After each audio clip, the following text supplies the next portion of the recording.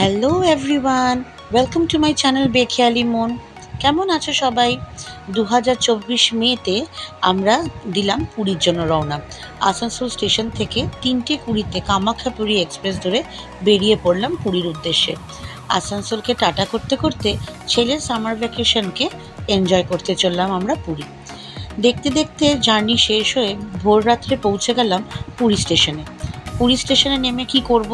বাজছে তখন রাত্রির 2:55। ছেলে তো উঠে গেছে, সারা রাত ঠিক করে ঘুমায়নি, আনন্দের চোটে দেখি সমুদ্র দেখবে। তাই স্টেশনেই বেদিতে বসে ওখানেই ব্রাশ করে মুখ ধুয়ে চায়ে চুমুক দিয়ে দিতে বেশ কিছুক্ষণ সময় কাটিয়ে দিলাম। অনেকেই অপেক্ষারত ছিল যে ভোরের আলোটুকু একটু ফুটলে তারপরে স্টেশন থেকে বেরোবো। তাই যেমন ভাবা তেমন কাজ। আস্তে আস্তে এগিয়ে চললাম স্টেশনের মুখের দিকে। ওখান থেকে ধরবো অটো। অটো ঠিক করলাম। পুরীতে এসে এই বছর যা বুঝলাম যে অটোর ভাড়া কি বেড়েছে জানি না, কিন্তু এক একটা লোকের কাছে এক এক রকম ভাড়া।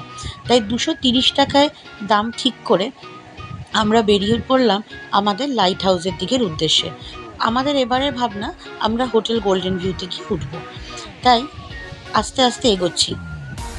চলে আসছে সেই বাঁক, যেই বাঁকের অপেক্ষায় থাকে সকল বাঙালি প্রেমী, যে কখন তারা সমুদ্রের দেখা মিলবে।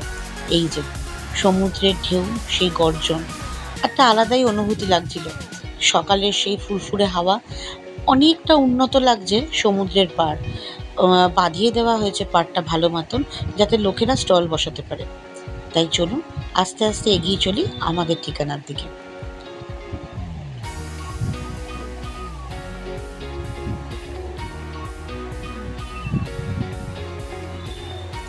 সৌভাগ্যকে তো নামানো মাত্রই সে দৌড়ে বালির ওপরে চলে গেল ছুট্টে সমুদ্রের দিকে। তাকে থামিয়েও যেন থামানো যাচ্ছে না। কি আনন্দ! এই অথই সমুদ্র, অথই জল দেখে মানুষের মন পাগল হয়ে যায়। আর এই অপরূপ সৌন্দর্যটাকে উপভোগ করছিলাম ভোরবেলায় আমরা লাইট হাউসের ঠিক সামনে অপেক্ষারত। আমরা এবার থাকবো হোটেল গোল্ডেন ভিউতে। ফোন আগের থেকেই করে রেখেছি, দরদামও করা আছে। হোটেলের রুমটা জাস্ট একবার দেখবো। অ্যাডভান্স পেমেন্ট আগের থেকে কিছু করে রাখিনি আমরা। তাই যেমন ভাবা তেমন কাজ।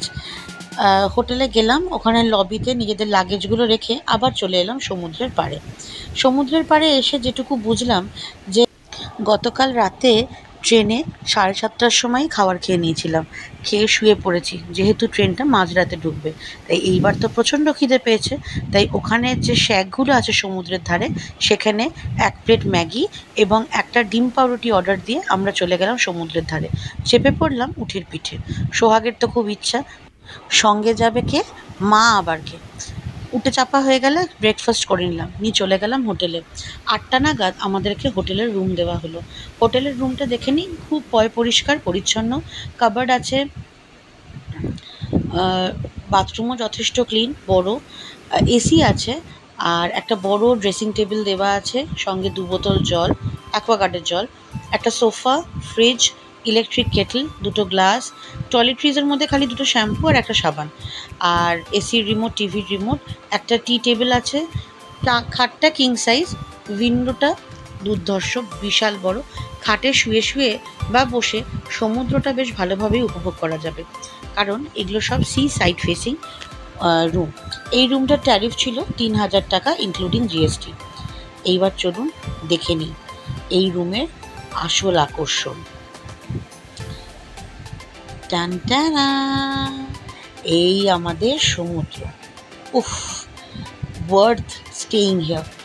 এই জায়গাটা আমরা খুব ভালো চুজ করেছিলাম, কারণ সাধারণত পুরীর যা হোটেল, যতগুলো সি ফেসিং রুম আছে, সবগুলোরই প্রায় 4,500-5,000 টাকা ভাড়া। যাই হোক, সেদিনকে আমরা রেস্ট নিয়ে দুপুরে লাঞ্চ টাঞ্চ করে বিকেলবেলায় বেরিয়ে পড়লাম ব্লু ফ্ল্যাগ বিচের দিকে। এখানে টিকিট কেটে ঢুকতে হয়, অনেকেই জানেন। এই জায়গাটা হচ্ছে ফটো তোলার জন্য আকর্ষণীয়। এবার এইখানে এসে আমরা এটা অনেকবারই এসেছি এই জায়গাটা। এখানটা ভালো লাগে, খুব নিরিবিলি এবং শান্তশিষ্ট বলে। তাই এইটার রাস্তা ধরে আমরা এগিয়ে চললাম ক্যাফেটেরিয়াটার দিকে। ওখানে গিয়ে বিকেলে কিছু স্ন্যাক্স খাবো।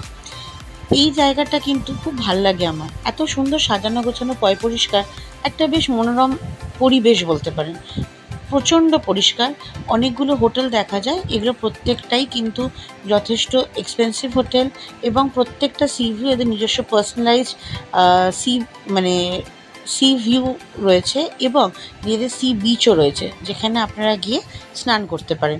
এখানে আরেকটা নিয়ম হচ্ছে, এখানে আপনাকে টাকা দিয়ে স্নান করতে হবে এবং এখানে যদি আপনি জাকুজিতে বসেন বা আপনারা যদি মানে লাইন চেয়ারে বসেন বা কোথাও, তাহলে পরে আপনাকে সেই হিসেবে আপনাকে টাকা দিতে হবে। এদিকে টয়লেট আছে লেডিস এবং জেন্টস, তাই কোনো অসুবিধা হবে না। এই রাস্তাটা দিয়ে হাঁটতে হাঁটতে যে বালিটা দেখছেন, এইখানে কাঁকড়ারা আমাদের সঙ্গে পুরো লুকোচুরি খেলছে, সাদা কাঁকড়ায় ভর্তি। দীঘা বা তাজপুর, মন্দারমণি এগুলোতে আমরা লাল কাঁকড়া পাই, কিন্তু পুরীর এই সমুদ্রের বালিতে আমরা শুধুমাত্র সাদা কাঁকড়া দেখতে পেয়েছিলাম, সাদাই সাদা। তাই যে ক্যাফেটেরিয়াটির দিকে যাচ্ছি, সেই ক্যাফেটেরিয়াটার নামই হচ্ছে হোয়াইট ক্র্যাব ক্যাফেটেরিয়া।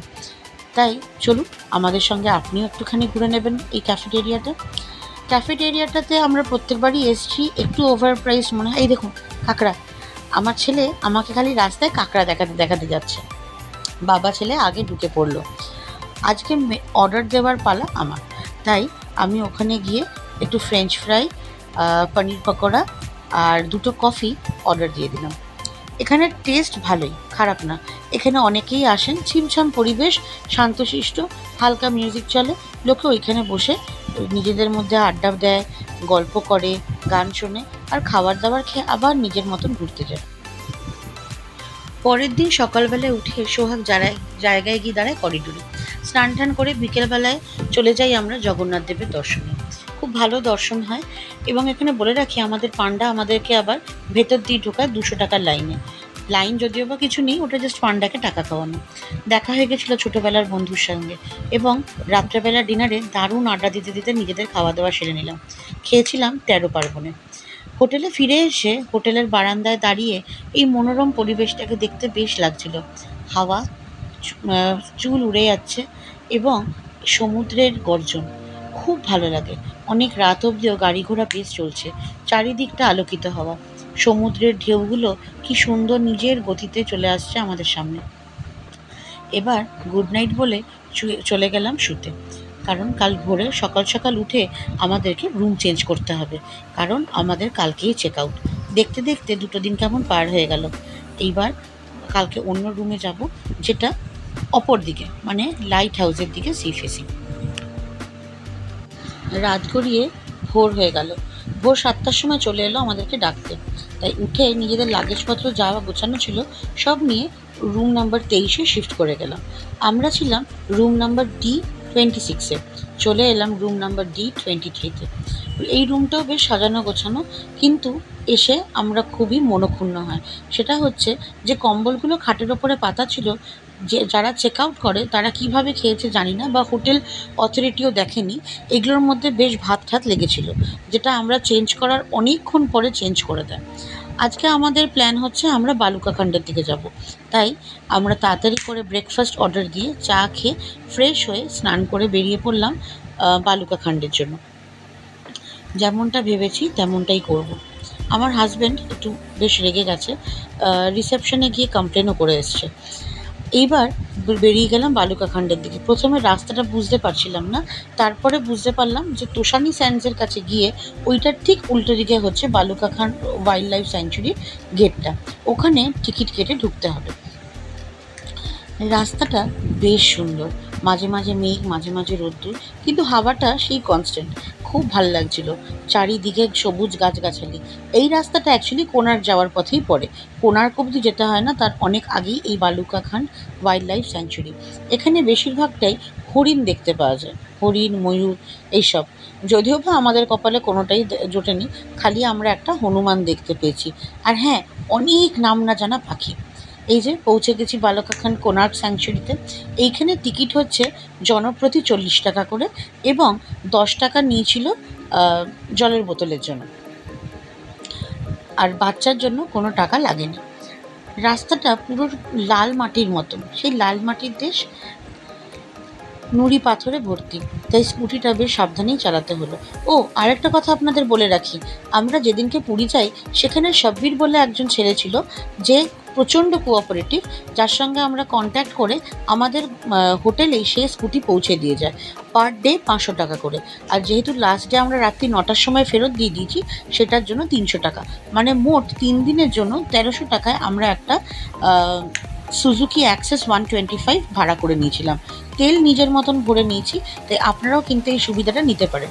পুরীতে এরকম অনেকগুলোই দোকান দেখবেন সেট আপ করা আছে, যেখানে ওরা বাইক বা স্কুটি ভাড়া দেয়, তাই সেটা নিলে পরে আপনাদের টোটো এবং অটোর ভাড়াটা বেশ বেঁচে যাবে এবং নিজেদের মতন করে আপনারা ঘুরতেও পারবেন। এই প্রকৃতির মধ্যে দিয়ে যেতে বেশ লাগছিল। চারিদিকে সবুজ গাছগাছালি, কাজু গাছে ভর্তি এবং কাজু ফলও হয়েছিল, কিন্তু সাহস করে কোনো কাজু ফল পাড়তে যেতে পারিনি, কারণ আমার বেশ গা ছমছম করছিল আর আমি মানুষটা বড় ভীতু। ছেলেকে সামনে বসিয়ে আমরা ছুটে চলেছি বালুকাখান্ডের দিকে। জানি না সামনে কি অপেক্ষায় আছে আমাদের জন্য, কিন্তু যেটা অপেক্ষায় ছিল সেটা দেখে আমরা মনোমুগ্ধ। এত সুন্দর শান্ত ভার্জিন বিচ একটা আমরা আগে দেখিনি। মন্দারমণি গেছি, তাজপুর গেছি, সবই শান্ত পরিবেশ, বেশ অনেকটা গিয়ে আমাদের সমুদ্র দেখতে হয়, কিন্তু এই সমুদ্রের ঢেউ গর্জন একটু আলাদাই। এই পুরীর সমুদ্রের বলে না কারুর সঙ্গে তুলনা হয় না, এটা ঠিক তাই। এইখানে একটা জায়গায় পৌঁছে আপনি 4টে দিক দেখতে পাবেন। একটা হচ্ছে নানুই নেচার ক্যাম্প, যেটা বাঁ দিকে পড়বে, ডান দিকে যাবে ওয়াইল্ড লাইফ স্যাংচুরি। আমরা যে দিক থেকে যাচ্ছি সেটা হচ্ছে ওয়ে টু বালুকাখান্ড বিচ, তাই সোজা চলে গেলে হচ্ছে বালুকাখান্ড সি বিচ। তাই চলুন আমাদের সঙ্গে আপনারাও এবার উপভোগ করে নেবেন বালুকাখান্ড সি বিচটা।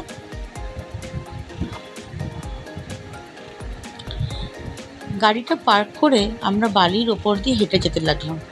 বালিটা যা গরম, পাতে খুব ভালো শেক হচ্ছিল। আস্তে আস্তে হেঁটে হেঁটে যাচ্ছিলাম। বালিটা প্রচণ্ড ভসভসে, তাই জন্য আমরা ধীরে ধীরে এগিয়ে যাচ্ছি।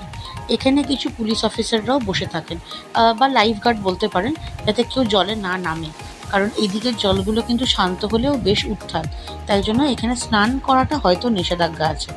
আমরা আস্তে আস্তে এগিয়ে চললাম, আর সোহাগ দেখে চলেছে কোথায় ও ঝিনুক খুঁজে পায়, কারণ একটু ঝিনুক ওর চাই, যেটা ও নিজের আম্মার জন্য নিয়ে যাবে। যদিও বা আম্মাকে দেবে কম, নিজে খেলবে বেশি। তাই জন্য আমরা চলেছি সমুদ্রের পাড়ে। সমুদ্রটা বেশ দূরে, তাই অনেকটাই হাঁটতে হবে। চলো তাহলে দেখা যাক সমুদ্রের কাছে গিয়ে।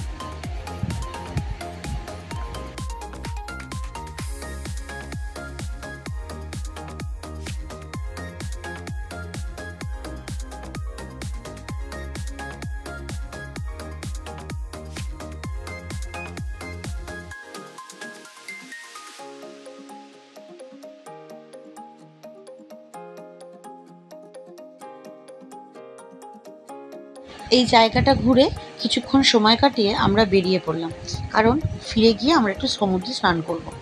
সমুদ্রে স্নান করে দুপুরে খেয়ে বিকেলবেলায় চলে গেলাম পার্কটাতে, একটা চিলড্রেন্স পার্ক।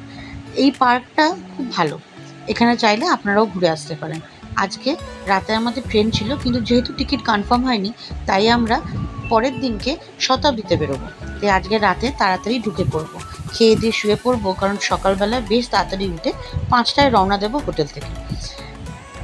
এই দিকে গিয়ে একটু আগে গিয়ে আমরা পার্কিং করে সমুদ্রের ধারে বসলাম, একটু ফুচকা ঝালমুড়ি এগুলো খেয়ে ফিরে গেলাম হোটেলে। সে স্মৃতিটুকু নিয়ে ভোরবেলায় উঠে এগিয়ে চললাম নিজের বাড়ির উদ্দেশ্যে। শতাব্দী তখন দাঁড়িয়ে আছে নিজের জায়গায়। আমরা এবার উঠে পড়বো ট্রেনে। এইবারের পুরীর সফর ভালোই কাটলো। হোটেলের অভিজ্ঞতাটা যদিও বা সেরকম মনোভূত ছিল না, তবুও মন্দ নয়। নিজেদের মতন করে আমরা জিনিসটাকে মানিয়ে নিয়ে আনন্দ করে অনেক স্মৃতি নিয়ে ফিরে চলেছি বাড়ির উদ্দেশ্যে।